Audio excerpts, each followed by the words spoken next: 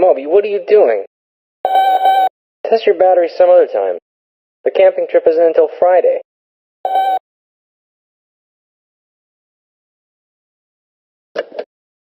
Dear Tim and Moby, I just put new batteries in my flashlight, but how did they make it light up? From Denise J.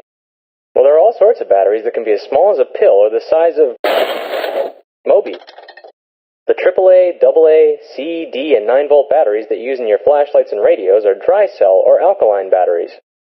They're called dry cells because they have a paste or a gel inside instead of a liquid like some other batteries. Still, the principles behind most batteries are pretty similar. Batteries produce electricity by changing stored chemical energy into electrical energy. The main parts of a battery are the anode, cathode, and the electrolyte. The negative electrode, or anode, is usually a metal like zinc that gives up electrons. The positive electrode, or cathode, is a metal such as manganese dioxide that collects electrons. And the electrolyte is the pasty mixture of chemicals that conducts electricity. Well, the battery has to become part of a circuit before it does anything useful. Electrons hang out on the negative battery terminal until the battery is made part of a circuit.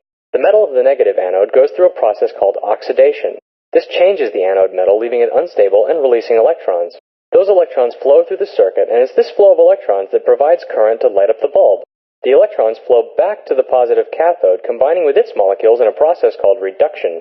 The changed molecules react with the electrolyte, which in turn reacts with the unstable molecules left over from the oxidation in the anode.